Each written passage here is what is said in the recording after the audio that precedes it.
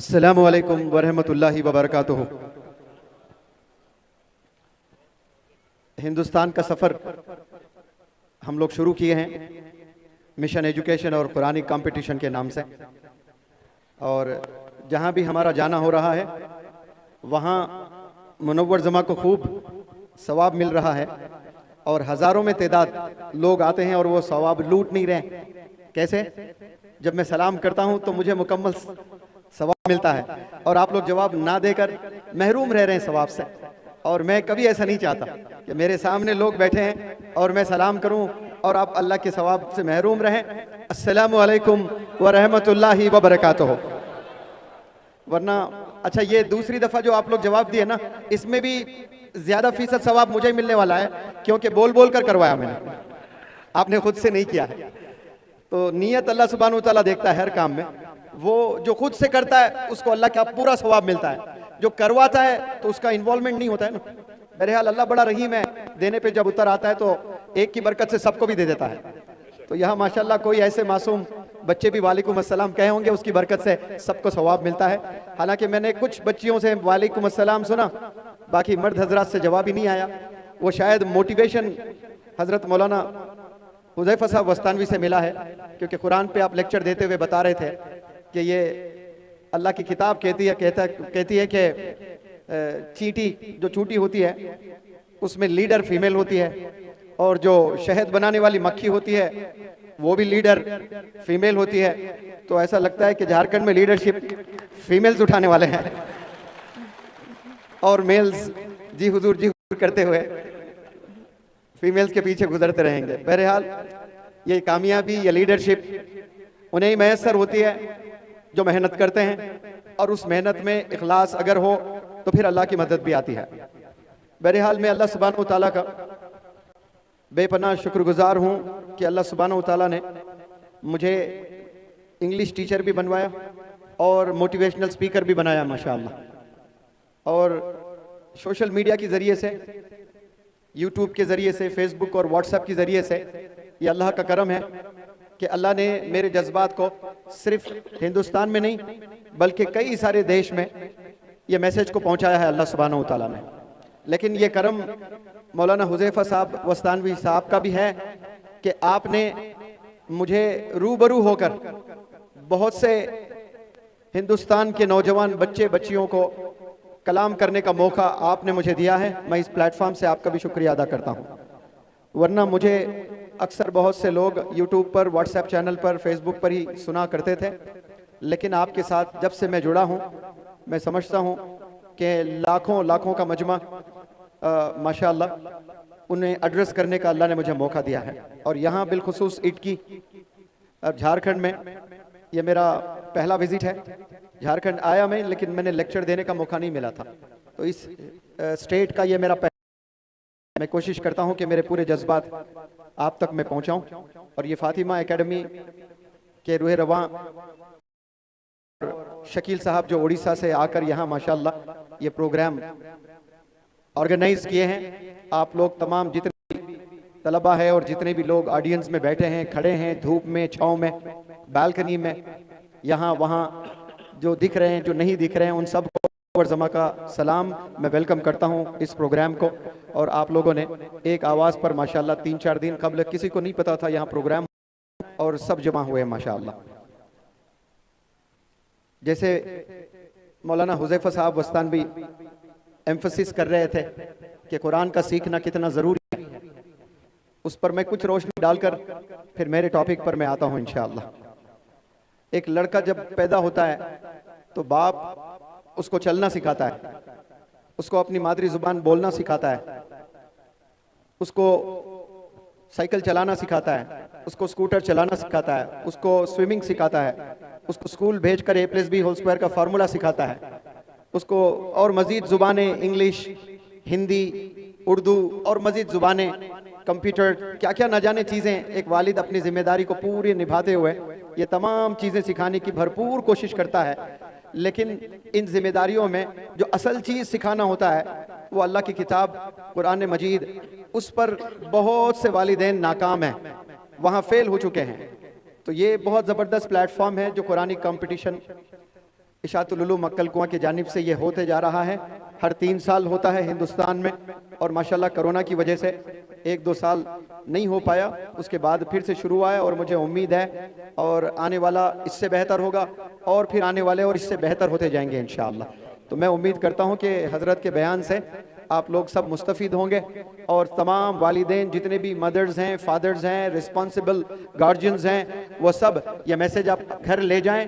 ये जिम्मेदारी से आप अपने बच्चों को, अपने भाइयों को, अपने बहनों को अल्लाह की किताब से इंट्रोड्यूस करें, और उसको पढ़ना समझना दो भी आसान करें अपने बच्चों को। यहाँ जितने तलबा है माशाअल्लाह, मुझे इस स्कूल में आकर, इस गाँव में आकर बच्चों के परफॉर्मेंसेस को देखकर बेहद खुशी हुई है। उनके कॉन्फिडेंस को, उनकी उर्दू ज़ुबान को सुनकर, उर्दू ज़ुबान में फिर जो तलफ़्फ़ुज़ है, प्रोनंसिएशन को सुनकर मुझे बहुत मज़ा आया, मुझे बहुत अच्छा लगा। इससे यह मैसेज मिलता है कि जितने भी बच्चियां यहाँ परफॉर्म की हैं, वो और मज़ीद बच्चियों में भी वो हुनर है, लेकिन वो लोगों ने पहचाना नहीं है उस हुनर को।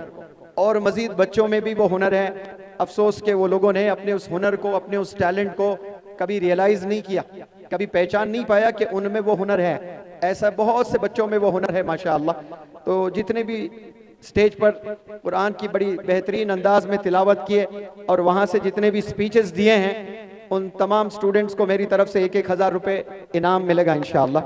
क्योंकि आपकी उम्र में जब मैं पढ़ाई करता था तो स्टेज पर खड़े होना बहुत दूर, कभी तसव्वुर में भी नहीं, हम लोग सोचे भी नहीं कि हम स्टेज पर खड़े होकर 2 लफ्ज़ भी बोल सकते हैं माशाअल्लाह। लेकिन यहाँ देखिए बच्चियाँ आकर हज़ारों तादाद में आए, इतने लोगों के सामने खड़े होकर बहुत कॉन्फिडेंस का मुजाहरा आप लोगों ने किया है।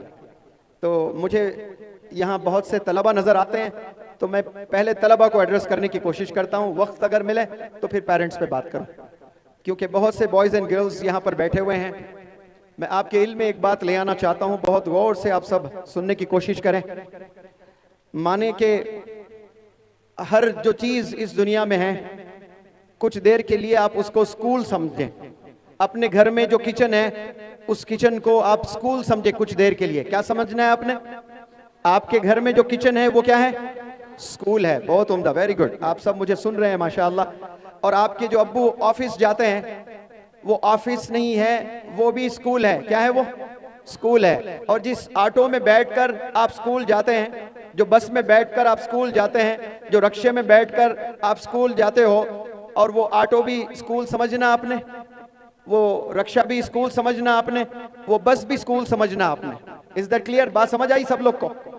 हाँ जी। अब मेरे कुछ सवालात हैं, बड़े गौर से सुनने की कोशिश करें। आपकी अम्मी किचन में जा रही है, कहाँ जा रही है? नहीं, स्कूल में जा रही है बोलना आपने। मैंने आपसे कहा कि आपके घर के किचन को स्कूल समझें आप लोग। तो आपकी अम्मी किचन में जाती है खाना बनाने के लिए रोजाना, यस और नो? आप मेरे साथ हैं सब? जवाब दें फिर अगर हो तो। आपकी अम्मी रोजाना किचन में जाती है खाना बनाने के लिए। अगर किचन में जाकर खाना बनाना छोड़ दिया, आपकी अम्मी ने खाना नहीं बना रही है, किचन में जा रही है, बैठ रही है, और सुबह वालिद भी ऑफिस भूखे जा रहे हैं, बच्चे भी ऑफिस भूखे जा रहे हैं। एक दिन ऐसा ही हुआ, और शाम में बच्चे स्कूल से लौटे और रात में भी खाना नहीं बना रही है, और हस्बैंड भी भूखे पेट सो रहा है, बच्चे भी भूखे पेट सो रहा है। ऐसा 1 दिन हुआ है, 2 दिन हुआ है, 3 दिन हुआ है, 4 दिन हुआ है, 5 दिन हुआ है। उसके बाद क्या होने वाला है? अब बताएं क्या हो सकता है उसके बाद? अब वो दूसरी शादी कर लेंगे। क्या करेंगे? दूसरी शादी करेंगे। अरे भाई, मैंने तो आपसे शादी इसलिए की ताकि आप हमारी खिदमत करें, हमारी बच्चों की खिदमत करें, बच्चों को अच्छा खाना खिलाएं, न्यूट्रिशियस खाना बनाएं, गरम गरम खाना खिलाएं, लंच बनाकर दें स्कूल में, फिर जब वापस आएं कुछ आप उसको खिलाएं, कुछ पिलाएं। आप तो कुछ कर ही नहीं रहे। लेकिन क्या आपकी अम्मी रोजाना किचन में जो जाती है, कुछ देर के लिए आप स्कूल समझें, वो सब काम किचन में अम्मियां कर रही हैं कि नहीं कर रही हैं? तो इसका मतलब हिंदुस्तान के जितने अम्मियां किचन में जाकर खाना बनाती हैं और लंच बॉक्स पैक करके अपने हस्बैंड को देती हैं, अपने बच्चों को देती हैं, इसका मतलब हिंदुस्तान के तमाम अम्मियों को उस स्कूल में 100 में 100 मार्क्स मिल रहे हैं। Big round of applause for them. तमाम अम्मियां कितने मार्क्स ले रहे हैं? 100 में 100 मार्क्स ले रहे हैं। अब उसमें जो भी सब्जेक्ट्स रखें, आप सब्जेक्ट रख लें। चाय बनाना, चाय को एक सब्जेक्ट बनाएं, सालन है उसको एक सब्जेक्ट, खाना है उसको एक सब्जेक्ट, रोटी है उसको एक सब्जेक्ट बना ले। तो तमाम सब्जेक्ट्स में आपकी अम्मी 100 में 100 अचीव कर रही हैं। बिल्कुल उसी तरह आपके अब्बू ऑफिस जाते हैं और ऑफिस के कुर्सी पर बैठते हैं, कोई फाइल नहीं खोलते हैं, कोई काम नहीं करते हैं। कोई भी बंदा काम के लिए आकर बैंक में काम करता है, पूछता है ये पैसे डिपॉजिट करे, पैसे लेकर बराबर रख रहे हैं, डिपॉजिट नहीं कर रहे हैं। 1 दिन होगा, 2 दिन होगा, 3 दिन होगा, उसके बाद क्या होगा? तखलिया कर दिया जाएगा, उसको फायर कर दिया जाएगा, उसको नौकरी से निकाल दिया जाएगा। लेकिन क्या ऐसा हमारे अब्बू लोग ऐसा करते हैं? ऑफिस में जाकर नहीं करते हैं। वक्त पर ऑफिस जाते हैं, 9 बजे जाते हैं, 5 बजे तक काम करते हैं। तो इससे क्या मालूम होता है कि जो ऑफिस को हम कुछ देर के लिए स्कूल समझ बैठे, वो अब्बू जाकर रोजाना काम करते हैं तो उन्हें सैलरी मिलती है और वो सैलरी से आपका घर चलता है, आप स्कूल जाते हो और मजीद ख्वाहिशात पूरे होते हैं आपके। इसका मतलब आपके अब्बू माशाल्लाह उस स्कूल में जो काम करते हैं वहां 100 में 100 मार्क्स ले आ रहे हैं। Big round of applause for your fathers. अब जो आपको स्कूल तक पहुंचाने के लिए ऑटो ड्राइवर्स आपके घर आते हैं, बारिशों में, गर्मियों में, ट्रैफिक में, और उसके खुद बच्चे बीवी कभी बीमार भी होते हैं, तो उन्हें छोड़कर आपके घर आते हैं ताकि आपके तालीम पर कोई असर ना हो। वो रोजाना आपके घर आते हैं, आपको ऑटो में बिठाते हैं और आपको ले आकर स्कूल छोड़ते हैं। और उस ऑटो को कुछ देर के लिए स्कूल समझें तो फिर ऑटो ड्राइवर्स को 100 में 100 मार्क्स मिल रहे हैं। तो इस प्लेटफॉर्म से मैं तमाम ऑटो ड्राइवर्स को सलाम करता हूं और आप लोग भी big round of applause Hindustan के वो ऑटो ड्राइवर्स जो तमाम बच्चों को स्कूल लेकर जाते हैं, वो भी इकरा के एम्बेसडर्स हैं, इकरा के लिए काम कर रहे हैं। ये अल्लाह का हुक्म है, बंदों पर इकरा पढ़, इल्म हासिल कर। तो कोई बंदा इल्म हासिल करने जा रहा है और उसको ऑटो ड्राइवर बिठा कर ले जा रहा है तो उसका भी कंट्रीब्यूशन है, वो अपने काम में 100 में 100 मार्क्स ले आ रहा है। तो अम्मी 100 में 100 मार्क्स, अब्बू 100 में 100 मार्क्स, ऑटो ड्राइवर्स 100 में 100 मार्क्स। अब 100 में 100 मार्क्स कोई नहीं ला रहा है तो वो कौन है? वो तलबा है। वो स्कूल जाकर सिर्फ बैठते हैं। They go to school with bags, with notebooks, with pen and everything, but they get back home empty minded. वो बड़ा सामान लेकर जाते हैं स्कूल रोजाना, लेकिन जब वापस घर लौटते हैं वो कैसे लौटते हैं? एम्प्टी माइंडेड लौटते हैं, यानी कुछ नहीं सुनते हैं अपने टीचर्स को। तो गोया आप जो स्कूल जा रहे हो उसमें आप 100 में 100 ला ही नहीं रहे हो। बमुश्किल क्लास में 5 बच्चे ले आते हैं, 2 बच्चे ले आते हैं और सारे अम्मियां 100 ले आ रहे हैं, सारे अब्बू 100 ले आ रहे हैं, सारे ऑटो ड्राइवर्स 100 ले आ रहे हैं। अपने काम को जस्टिस दे रहे हैं, इंसाफ कर रहे हैं अपने काम से, और इंसाफ कोई नहीं कर रहे हैं तो वो स्कूल और कॉलेज के तलबा नहीं कर रहे हैं। तो मैं ये एग्जाम्पल्स देकर आपके दिलों तक पहुंच, क्यों ऐसा आप लोग कर रहे हो? आप मेहनत करते हुए नजर नहीं आती है? क्या आपको अपने अब्बू मेहनत करते हुए नजर नहीं आते हैं? क्या आपको ऑटो ड्राइवर्स मेहनत करते हुए नजर नहीं आ रहे हैं? ये सब लोग 100% अपने एफर्ट्स लगा रहे हैं और कामयाब हो रहे हैं, और कामयाब कोई नहीं हो रहे हैं तो वो स्कूल के तलबा नहीं हो रहे हैं। 2nd स्टैंडर्ड में अगर कोई अल्लाह का बंदा मैथमेटिक्स में फेल होता है तो वो जहन में ये बात बिठा लेता है कि maths is a very tough subject. तो 3rd में भी वही हाल होता है, 4th में भी वही हाल होता है, 5th में भी वही हाल होता है, और 10th में जाकर जब वो इम्तिहान लिखता है तो फेल हो जाता है। अब आप बताइए, फेल होने के लिए क्या किसी बंदे को 10 साल स्कूल जाने की जरूरत है? आंसर दे मुझे। आपने 10th का इम्तिहान लिख रहे हो और 2-3 सब्जेक्ट्स आप फेल हो रहे हो, तो फेल होने के लिए क्या आपको 10 से 12 साल स्कूल जाने की जरूरत है? आप घर में बैठकर भी फेल हो सकते हैं। स्कूल में दाखिला ही ना लें, आप एडमिशन ही ना लें, सीधे जाएं, इम्तिहान में बैठे, एग्जाम हॉल में लिखें, फेल हो जाओगे। लेकिन यहाँ 12 साल जाकर आप फेल हो रहे हो, अजीब। आप कुछ भी काम करें, हर काम सीख सकते हो। 2 महीने में आप बहुत सारी चीजें आपको मालूम हो जाएगी। हर एक चीज में काम करें। स्विमिंग किसी को नहीं आती है, यहाँ बहुत से बच्चियों को स्विमिंग नहीं आती है। अगर स्विमिंग पूल आपको मिल जावे और 2 महीना रोज आप प्रैक्टिस कर लें तो आप बेहतरीन स्विमर बन जाएंगे, आपको स्विमिंग आ जाएगा। यहाँ जितने बंदे मुझे सुन रहे हैं जिन्हें स्विमिंग नहीं आती है, वो बमुश्किल 1 हफ्ता, 15 दिन, 1 महीना आप अगर स्विमिंग पूल में उतरोगे, हाथ पैर हिलाओगे तो तैरना सीख जाओगे। बिल्कुल इसी तरह जिन्हें स्कूटर चलाना नहीं आता है वो 1 बार गिरेंगे, 2 बार गिरेंगे, 4 बार गिरेंगे, 10 बार गिरेंगे, फिर उसके बाद स्कूटर आसानी से चला लेते हैं। हर बंदा मोबाइल फोन चलाना सीखा है, वो कोई स्कूल में पढ़ाया नहीं जाता है, कॉलेज में नहीं पढ़ाया जाता है, यूनिवर्सिटी में नहीं पढ़ाया जाता है कि इंस्टाग्राम को कैसे चलाया जाए। ये कोई पीरियड होता है स्कूल में? टीचर बताते हैं, लेकिन छोटे से बच्चे 4 साल 5 साल के बच्चों को भी पता चल गया कि इंस्टाग्राम को कैसे चलाया जाता है, यूट्यूब को कैसे चलाया जाता है। जब बंदा इन्वॉल्व हो जाता है सीखने में तो उसको बहुत सी चीजें आसान हो जाता है सीखना। इसी तरह मैं आपको अपील करना चाहता हूं कि आप लोग जो वक्त बिता रहे हो जो 10 साल 12 साल स्कूल जाकर, ये अपने ज़िंदगी का बहुत अहम वक्त होता है। और बिलखुसूस जब बच्चे 7th स्टैंडर्ड में चले जाते हैं और टीनेज में जाते हैं, और टीनेज सबको पता है 13 से शुरू होकर 19 पर खत्म होता है। तो ये जो 7-8 साल का फेज होता है, फेस नहीं कह रहा हूं मैं, फेज PHASE, ये जो फेज होता है 7-8 साल का, इसको गोल्डन पीरियड कहा जाता है एजुकेशन लाइन में। इसी में बनते भी हैं बच्चे, बिगड़ते भी हैं। लेकिन रिसर्च कहता है 80% से ज्यादा स्कूल गोइंग बच्चे बिगड़ जा रहे हैं, और बमुश्किल 10 से 20% बच्चे अपने करियर संवारने में कामयाब हो रहे हैं। और फेल कितने हो रहे हैं? 80% फेल हो जा रहे हैं। मेरी मुराद, मेरा कहना, फेल का मतलब आप एग्जाम में पास हुए हैं, 60% 70% सब्जेक्ट पे कुछ नॉलेज नहीं है, वो भी मेरे नजदीक फेल के बराबर है। और कामयाब का मतलब क्या है? सब्जेक्ट पर कमांड हासिल होना, सिर्फ मार्क्स ले आकर खुश होना, सेलिब्रेट करने को कामयाबी नहीं कहते हैं भाई। सब्जेक्ट पर कमांड हासिल होना है। अब जब गाड़ी चलाना सीखते हो आप, तो पहले मैदान में सीखते हो या गलियों में सीखते हो, लेकिन आपके दिल को पता होता है, आप इत्मीनान बख्श नहीं रहते कि मैं सड़कों में जब तक ना चलाऊं, मैं जब तक एक अच्छा राइडर नहीं कहलाओ जाऊंगा। मैं बाजार में जहां बहुत ट्रैफिक होती है, अगर वहां चला लूं मैं, तो अपने आप को आप शाबाशी देंगे और सेटिस्फैक्शन आपको एक मिलेगा कि हाँ, मुझे इतनी बड़ी ट्रैफिक में मुझे चलाने आ रहा है। बिल्कुल उसी तरह आप ग्राउंड में तो चला रहे हैं, लेकिन बाजारों में ट्रैफिक में आपको कार चलाने नहीं आ रहा है, 2 व्हीलर चलाने नहीं आ रहा है। बिल्कुल इसी तरह 10th पास तो हो गए, 12th पास तो हो गए, ग्रेजुएशन आपने पास तो कर लिया है, लेकिन आपके पास में नॉलेज नहीं है, आप सब कुछ भुला बैठे हैं, और बोलने के हुनर नहीं है आपको, कम्युनिकेशन स्किल्स आपके पास में नहीं है, तो दुनिया के नजदीक गोया आप कुछ नहीं है। आपसे कई गुना अच्छे तो वो लेबर है जो कभी स्कूल का चेहरा नहीं देखे, लेकिन 30-30 हजार रुपए कमाने का हुनर रखते हैं माशाल्लाह।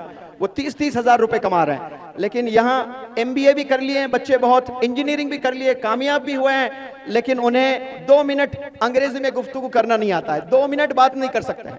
मौलाना कभी स्कूल जाना ही नहीं हुआ मौलाना का, लेकिन अभी मैं आ रहा हूं, एक तमिलनाडु से कोई फोन किए और मौलाना 5 से 10 मिनट अंग्रेजी में बात किया उनसे। हालांकि मिस्टेक्स वगैरह थे, लेकिन अपनी बात को पूरा रखे, पूरा कंप्लीट माशाल्लाह। ये जो बोलना चाह रहे थे उस बंदे ने समझ लिया, और वो जो बंदा बोलना चाह रहा था ये समझ लिया। लेकिन जो मौलाना ने 10 मिनट बात की, ऐसे लाखों इंजीनियर्स हैं इंडिया में, ऐसे लाखों ग्रेजुएट्स हैं इंडिया में जो 5 से 10 मिनट इंग्लिश नहीं बोल सकते, जो मौलाना स्कूल कॉलेज ना जाकर भी 5 से 10 मिनट अंग्रेजी में गुफ्तगू किए हैं। क्यों? दुनिया घूमे हैं, समझे हैं कि जरूरी है सीखना, हर इंसान की जुबान सीखना और उससे कम्युनिकेट करना। तो यहाँ लैंग्वेज एक बैरियर हो जाएगा, आप लोग को एक रुकावट हो जाएगा। हाथ में सर्टिफिकेट रहेगी, उसकी कोई वैल्यू नहीं रहेगी।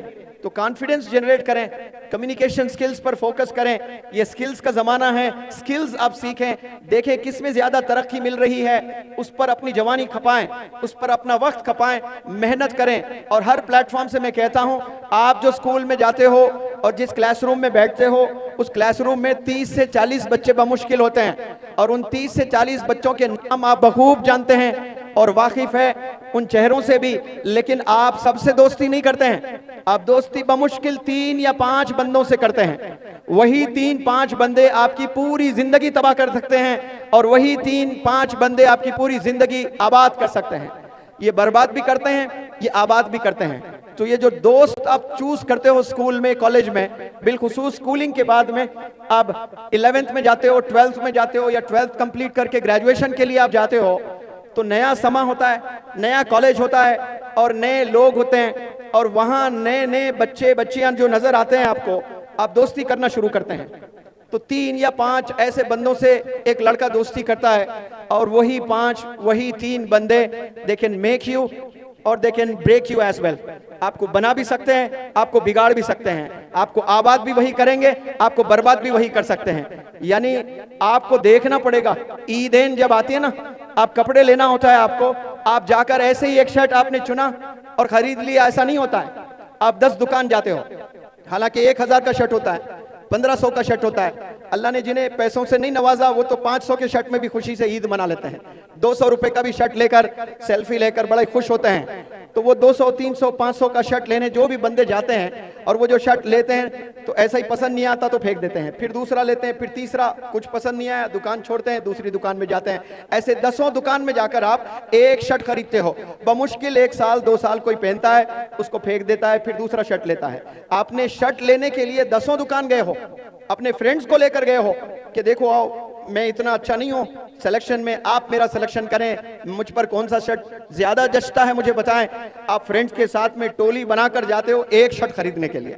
अब जब आप एक से दोस्ती कर रहे हो तब भी आपने रुकना वहां पर, उसको छूना, उसको पहनना, उसको समझना कि ये बंदा क्या 5 वक्त नमाज पढ़ता है, इसको जन्नत में जाने की फिक्र है, क्या ये वालिदैन की रिस्पेक्ट करता है, क्या ये टीचर्स की रिस्पेक्ट करता है, ये घर जाकर कुछ वक्त निकालता है अपनी पढ़ाई के लिए, इसके लाइफ में कुछ विजन, कुछ मिशन, कुछ गोल्स है या नहीं है। वरना millions of students they wake up early in the morning and they go to school. कितना बड़ा देश है और कितने लाखों बच्चे रोजाना सुबह उठकर छोटे छोटे गांव में, बड़े बड़े शहरों में आपको सुबह 7 से 9 बजे के दरमियान देखें, सारे बच्चे स्कूल जाते हुए नजर आएंगे। और वो बच्चों को रुकाकर अगर कुछ देर के लिए आप पूछ ले कि बेटा आप स्कूल क्यों जा रहे हो, दे हैव नो आंसर। उन्हें कोई आइडिया ही नहीं है कि वो स्कूल क्यों जा रहे हैं। और ऐसा वो एक दिन नहीं जा रहे हैं, एक हफ्ता नहीं जा रहे हैं, एक महीना नहीं जा रहे हैं, 1 साल नहीं जा रहे हैं, ऐसा पूरा 10 से 12 साल जा रहे हैं और उन्हें पता ही नहीं क्यों जा रहे हैं। ऐसे बंदों को एमलेस स्टूडेंट्स कहते हैं। उनके पास में कोई एम्बिशन नहीं होता है, कोई गोल नहीं होता है, कोई ड्रीम्स नहीं होते हैं। और जिनके ड्रीम्स नहीं होते हैं, जिनके एम्स नहीं होते हैं, जिनके एम्बिशंस नहीं होते हैं, वो जानवर होते हैं। ये जो dreams, desires, AIIMS, goals, ambitions, ये सिर्फ अल्लाह ने इंसानों के सीनों में डाले हैं, ये जानवरों के सीनों में नहीं डाले हैं। आज से 500 साल, 1000 साल पहले जो लाइफस्टाइल जानवरों का था, हाथी का था, वो आज भी वैसा ही लाइफस्टाइल है उनका। उनके पास में आधार कार्ड नहीं है, उन्होंने अपने घर बेहतरीन अंदाज में नहीं बनाए। आप जाएं जंगल में देखें, आप वैसी जिंदगी जो 1000 साल पहले जानवर जिया करते थे आज भी वैसे ही जी रहे हैं। लेकिन तरक्की किसने की है? इतने मखलूक, 18,000 मखलूक उलमा बताते हैं, इतने मखलूक और इंसानों की आंखों ने न जाने और कितने देखने हैं, हमने देखे नहीं। और न जाने कितने अल्लाह ने मखलूक बनाए हैं और उन तमाम मखलूक का लाइफस्टाइल बिल्कुल एक ही है, बस खाना, बच्चे पैदा करना, पेशाब पखाना करना, सो जाना और लड़ाई करना, बस इतना, इसके अलावा और कुछ नहीं है। लेकिन इंसानों के पास, अब हम लोग सब गैदरिंग किए हैं, ऐसा क्या कभी कुत्ते टॉक रख लेते हैं? कभी बिल्लियों को देखा आपने? चलो आज हम लोग बात करते हैं। ये बिल्कुल नहीं देखने को मिलता है आपको, क्योंकि उनका लाइफस्टाइल रोजे अव्वल से लेकर रोजे क़यामत तक एक ही तरह होने वाला है। और ये तरक्की जो कर रही है मखलूक, वो इंसान कर रही है। और इंसानों ने गजब की तरक्की की है, और वो जो गजब की तरक्की की है वो कैसे की है? जो अल्लाह ने तोहफा दिया है। आपको मैंने 1000 रुपए का इनाम अनाउंस किया तो आप लोगों ने तालियां बजाई है। और उसी तरह कोई आपका दोस्त आपको लाकर एक गिफ्ट दे देता है, ये लो, मेरे अब्बू बड़े बिजनेसमैन है अमेरिका में, आईफोन लेकर आए थे, मुझे आईफोन पसंद नहीं, मैं आपको गिफ्ट देना चाहता हूं। फिर तो आपको वो दोस्त आपके अब्बू से अच्छा लगने लगेगा। क्यों? मैं अब्बू को 3 साल से बोल बोल कर हंगर स्ट्राइक भी किया, कई दफा 3-3 दिन खाना भी नहीं खाया। मेरे अब्बू जालिम हैं, मेरे अब्बू तो समझते नहीं मेरे जज्बात को। मेरे दोस्त ने मेरे जज्बात को समझे और एक फोन दे दिए। इतना खुश हो जाओगे एक गिफ्ट की वजह से कि फोन। ऐसे पागल बच्चों, मेरी बात सुनो, आपके अब्बू ने आपको पैदा किया, इससे बड़ा गिफ्ट इस दुनिया में कोई नहीं दे सकता आपको। आपके अम्मी अब्बू आपको पैदा किए हैं, उसका कोई मोल नहीं है। उसके बाद कोई चीज एक्सपेक्ट ना करें आप लोग वालिदैन से। अगर आपको मिल रहा है तो आप समझना कि ये बोनस में मिल रहा है मुझे। आपको पैदा कर दिए, बस खलास, वही काफी है। उसके बाद आपने अपनी जिंदगी को संवारना है। अल्लाह ने आंख दिए हैं और बेहतरीन अल्लाह ने दिमाग दिया है। जबरदस्त तोहफा अगर आपको इस रुए जमीन पर मिला है तो वो है आपको अल्लाह ने दिमाग दिया है। और उस दिमाग से ही आपने समझना है कि ये दुनिया चीज क्या है, हमने इस दुनिया में करना क्या है। आप यहाँ पर 3 वक्त का खाना खाकर मरने के लिए नहीं आए हो। इस दुनिया में आप रेवोल्यूशन के लिए आए हैं, इस दुनिया में एक बदलाव करने के लिए आए हैं। आपकी शख्सियत से कम से कम आपके गांव वालों को फायदा होना चाहिए। अगर देश वालों को आपसे फायदा नहीं हो रहा है, कम से कम आपके घर वालों को फायदा होना चाहिए भाई।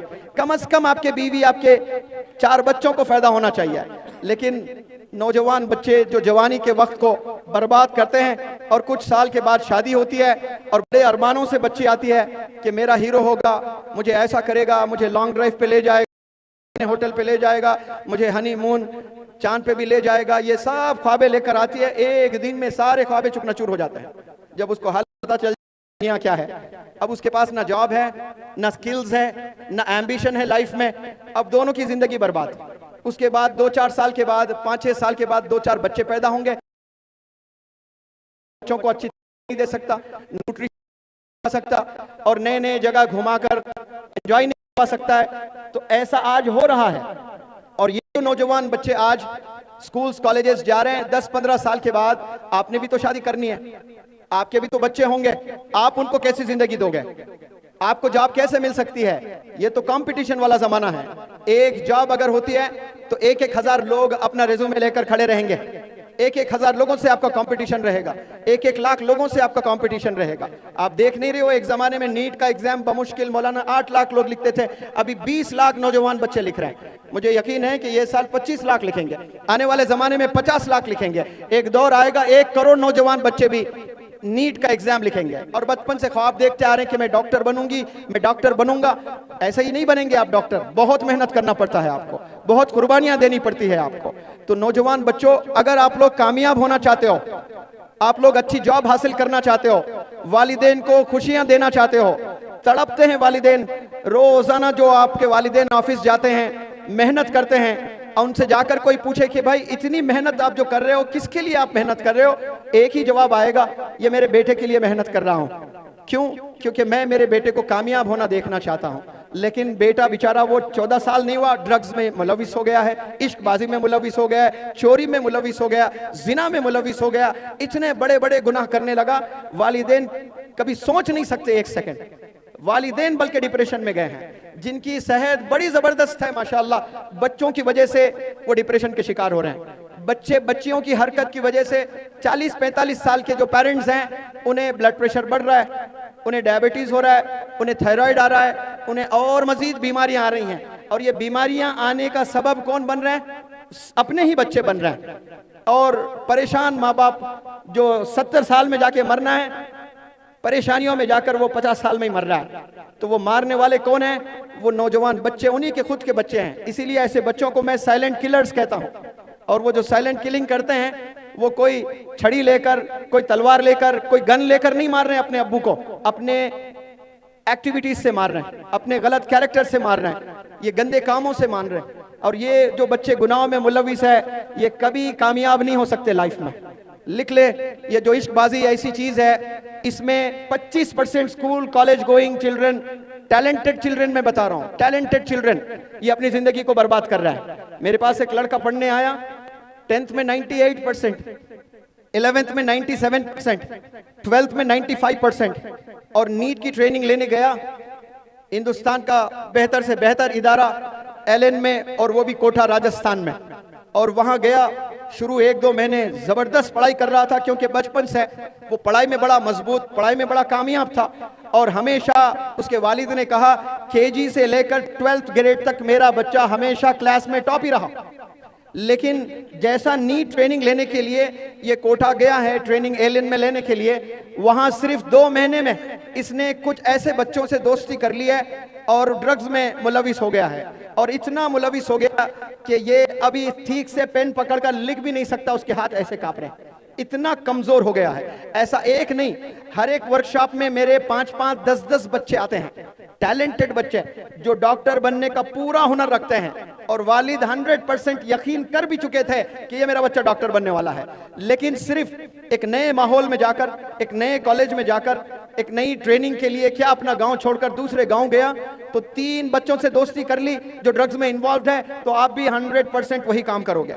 इसलिए मैं बार बार कह रहा हूं आपको, आपने अगर कामयाब होना है, और जितने वालिदैन मुझे सुन रहे हो, ये आपकी जिम्मेदारी है। आप मेहनत से पैसे बनाते हो और अच्छे स्कूल में दाखिला करते हो अपने बच्चों का, और आप समझते हो योर जॉब इज डन, मेरा काम हो गया, मैंने तो अच्छे स्कूल में दाखिला दिलवाया। उस अच्छे स्कूल में भी 10, 20, 25, 30% ही अच्छे बच्चे निकलते हैं। बाकी 70% जो बच्चे होते हैं, वो जो बदमाश होते हैं, वो जानी होते हैं, वो शराबी होते हैं, वो स्मोकर्स होते हैं, वो ड्रग एडिक्ट होते हैं। और बाप की जिम्मेदारी है कि मेरा बच्चा किसके साथ उठ रहा बैठ रहा है, वो कहाँ घूमता है, शाम में 5 बजे के बाद वो अपने अम्मी से कह के अम्मी दोस्त के पास जा रहा हूँ 1 घंटे के लिए, अम्मी ने भी इंटरोगेट करना, उसको पूछना कि ये किसके साथ जा रहा है, किसके साथ बैठ रहा है। ये वालिदैन की जिम्मेदारी है और ये रोज की जिम्मेदारी है। बिगड़ने के लिए एक लम्हा काफी होता है, एक लम्हा, और वो जो बिगड़ गया फिर उसका कोई रिकवरी नहीं मिलेगी आपको। बिलखुसूस ड्रग्स में जो इन्वॉल्व होते हैं, हर बाप यही समझता है, हर माँ यही समझती है कि मेरा बच्चा, मेरी बच्ची बहुत मासूम है, ये गुनाह बिल्कुल भी नहीं कर सकते हैं। मेरे वर्कशॉप्स में ये चीज़ों से मैं गुजर रहा हूँ। एक वालिद आकर दहाड़े मारते हुए रोता है और उसके साथ उसकी नौजवान बच्ची भी है। बच्ची के आंख में एक आंसू नजर नहीं आ रहा है मुझे। बाप को आसानी से रोना नहीं आता है, माँ फिर भी रो लेती है, लेकिन बाप अपने आंसू पी लेता है। बाप बर्दाश्त करने का नाम है। और वो बाप रोए जा रहा है कि मैंने मोहल्ले वालों से लड़ लिया है सर, कि मेरी बच्ची पर मेरे मोहल्ले वालों ने इल्जाम लगाया कि आपकी बच्ची पार्कों में एक बच्चे के साथ नहीं, हमें 3-3 अलग अलग बच्चों के साथ नजर आ रही है। तो मैंने लड़ लिया, मेरी बच्ची ऐसा कर ही नहीं सकती है। जैसे स्कूल से आती है, कॉलेज से आती है, सीधे मुसल्ला बिछाकर नमाज पढ़ती है, मेरी बच्ची ऐसा नहीं कर सकती है। लेकिन जब वीडियो लाकर मुझे दिखाया गया कि ये बच्ची देखो आप ही की, ये अलग बच्चे के साथ, ये अलग बच्चे के साथ, ये अलग बच्चे के साथ, एक दफा बाइक पर नजर आ रही है, एक दफा पार्क में नजर आ रही है, एक दफा मैकडॉनल्ड्स में नजर आ रही है। जब मैंने वीडियोस देखे हैं सर, मेरा दिल किया कि उसी वक्त मैं खुदकुशी कर लूं, लेकिन मैं मुसलमान हूं, इस जुबान से मैंने कलमा पढ़ा है, मैं खुदकुशी कैसे कर लूं। लेकिन मेरी बच्चियों ने जीना हराम कर दिया। इसीलिए मैं बच्चियों से कहता हूं, जब तक आप अपनी नजर सड़क पर नजरें झुकाकर चलने लगोगी, तब तक आपके वालिदैन नजरें उठाकर सड़क पर चलेंगे इंशाअल्लाह। वरना वो दिन आएगा वालिदैन को नजरें झुकाकर चलना पड़ेगा, शर्मिंदा होकर चलना पड़ेगा। ऐसी तकलीफ वालिदैन को दे रहे हैं वो वालिद जो अपनी जिंदगी निछावर कर दिया आपकी तरबियत के लिए, आपके कपड़ों के लिए, आपके खाने के लिए, आपके स्कूलिंग के लिए, आप उसको ही धोखा दे रहे हो। कसम खुदा की मैं इस प्लेटफॉर्म से कह रहा हूं, जो लड़के वालिद को धोखा देते हैं, जो लड़के अपनी अम्मी को धोखा देते हैं, वो अपने बॉयफ्रेंड के साथ कभी जस्टिस नहीं कर सकते। कल जाकर वो बॉयफ्रेंड को भी धोखा देगी और वो बच्चे कल जाकर अपने गर्लफ्रेंड को भी धोखा देने वाले हैं। जो वालिदैन को धोखा देते हैं, याद रख लें, वो दुनिया में हर किसी को धोखा ही देंगे, वो कभी किसी को खुश नहीं कर सकते हैं। इसलिए मैं अपील करता हूं, वालिदैन के करीब हो जाएं, अल्लाह के करीब हो जाएं, आप सल्लल्लाहु अलैहि वसल्लम के करीब हो जाएं, टीचर्स के करीब हो जाएं। फिर से कहता हूं, सुन लें, अल्लाह के करीब हो जाएं, आप सल्लल्लाहु अलैहि वसल्लम के करीब हो जाएं, अपने पेरेंट्स के करीब हो जाएं, अपने टीचर्स के करीब हो जाएं। अगर आप जो मैंने बताए उन सब के करीब हो जाते हैं, इंशाअल्लाह कामयाबी तय है आप लोग के। लेकिन ये 4 जो मैंने अभी बताए, इन्हें छोड़कर आप किसके पीछे भाग रहे हो? आप किसके करीब होने की कोशिश कर रहे हो? आप सोशल मीडिया के करीब होने की कोशिश कर रहे हो, आप जिना के करीब होने की कोशिश कर रहे हो। कोशिश क्या बल्कि किए जा रहे हो। आप गुनाहों में मुलविस हो रहे हो, आप ऐसे गंदे दोस्तों के करीब होते जा रहे हो। तो इससे सिर्फ आपकी जवानी, जरूर आपको प्लेजर मिलेगा, खुशी मिलेगी, अच्छा लगेगा आपको, लेकिन वो 25 साल तक ही रहेगी आपको वो खुशी। उसके बाद घुट घुट के जीना है आपने, आपको जिंदगी अच्छी नहीं लगने लगेगी। आप सो जाओगे रात में, आपके आसपास में कई लोग जो सोते हैं उन्हें नींद आती है, लेकिन आपको नींद मैसर नहीं होती है, नींद ही नहीं आती है आपको। 25 साल के बाद एक एक दिन भारी हो जाएगा आप पर।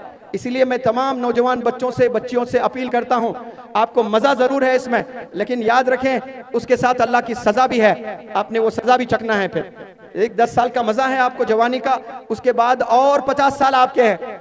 आपने 15 साल से अय्याशी शुरू की है, 25 साल तक आप मजा लूटोगे, उसके बाद शादी हो जाएगी, बच्चे होंगे, वो सब चीजों को भुला बैठना पड़ेगा। करियर संभालने के लिए आपको मेहनत करना पड़ेगा।